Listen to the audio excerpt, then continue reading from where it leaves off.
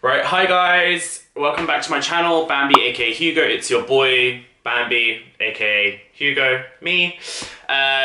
So welcome back to another video.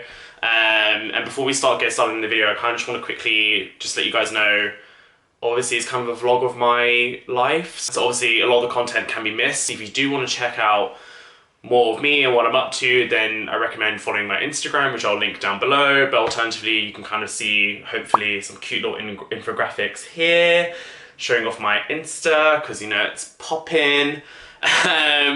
Yeah, so that's the shout out on Instagram if you guys want to follow me on my day-to-day. And so in this video we're kind of going a little bit deep, I want to say, not too deep.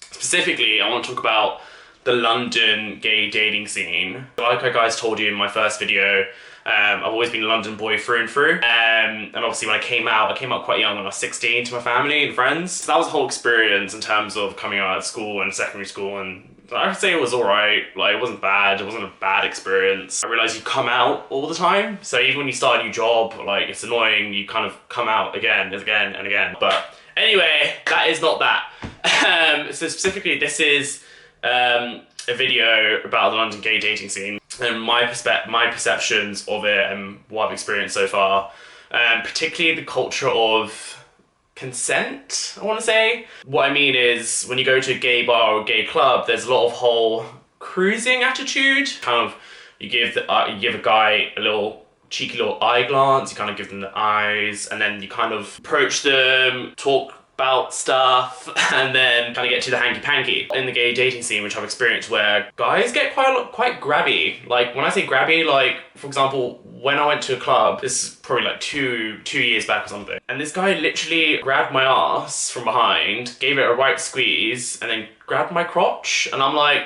dude, that's not cool. Nope. And I didn't even like look at him. I didn't even know he was behind me or he was in front of me. I didn't know where he was in terms of the venue space. It was quite, you know, I was getting a little bit tipsy and there was music and I was dancing. Because guy comes out of nowhere and grabs my ass. It's just like, So that I find not okay, particularly if there's no visual clue. You know, you kind of look at someone and you kind of visually have like a little eye dance, and then you approach them. But this guy was completely, nope, don't know who the fuck you are.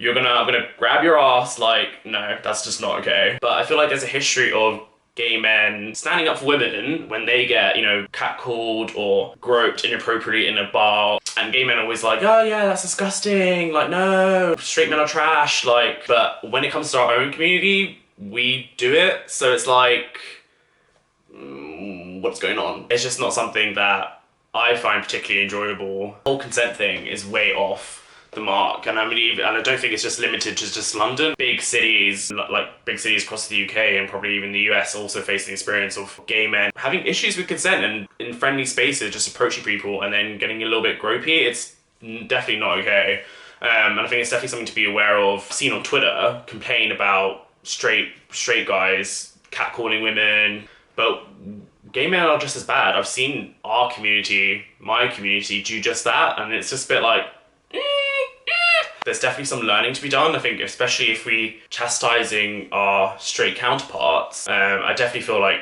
we need to do some own self-reflection in terms of how we even act within our gay friendly spaces, to make everyone feel welcome. I just don't think that's appropriate or suitable. And I know it's difficult to change that. We live in such a society where it takes ages for anything to change, which is annoying. It is just definitely annoying. We as gay men should do better and be better. Yeah, like the whole gay dating scene is very warped, especially with the whole culture of Grindr. And I don't think Grindr and Scruff and Tinder, well, not really Tinder. Tinder's basically plenty of fish for gay men. It's like the thing where you wanna kind of get a man and you think it's legit and not a hookup. But I definitely think Grindr and Scruff may be a catalyst in the cause. I feel like the culture of these dating apps, they're not really dating apps, they're just hookup apps. So it's kind of like Deliveroo, but for sex. And what I mean by that is literally you can just log in, you can select the guy, you can have a good chat, and then just like arrange details to meet for like some hanky-panky. And I feel like that culture's kind of ingrained in the gay community rather. It's enabled gay men to be a lot more confident and approach guys like a little bit like Deliveroo, where you can just kind of check out their goods. It's something that I think the community needs to be aware of, especially around consent, and just make sure that, you know, if you are going to approach a guy in a club, maybe have some visual eye contact or some type of like flirting clue before you kind of approach them. Not just straight up, hi dude, like let me feel your ass, like without them knowing. It's just like, nah. So that's kind of like my topic for today. I kind of didn't want to go too deep just because I know obviously it's, I thought I kind of wanted to raise it on the limelight a little bit, and I just think it's something that needs to be discussed. It's kind of always underneath the surface a little bit, but I definitely feel like it's something that should be addressed within the gay community. So my short little insight into the gay community in London. I'm not saying it's all bad, like I'm just saying in terms of consent, it's definitely something that I think the gay community struggle with in terms of approaching guys, and I think that's a topic that needs to be addressed, hopefully moving forward as in the gay community together. But yeah, there you go. There is my little TED Talk moment. And just before we round off the video, I just kind of want to ask a question. What do you guys think of the gay dating scene? Is this something similar that you've experienced, or is it different in terms of a small town or another city where you're based? I'd love to hear what you guys think in terms of how you find the gay dating scene, especially with apps nowadays, whether it's, you know, Deliveroo, or do you find it talk to mates? I know that from personal experience, I tend to use dating apps a lot for just communicating with other gay men, particularly when I was young, when I was like a late teen, 18 or 19. I kind of used it to find other gay men just because, not for anything in terms of a hookup, but more, there was no one around me in school, so it's kind of my way to interact with other gay men without stepping into a gay bar or club, which is still sometimes very daunting for me, but it was obviously a lot worse when I was 18 or 19. I was just the only gay guy that was around that I knew of. It was impossible for me to go to a gay bar.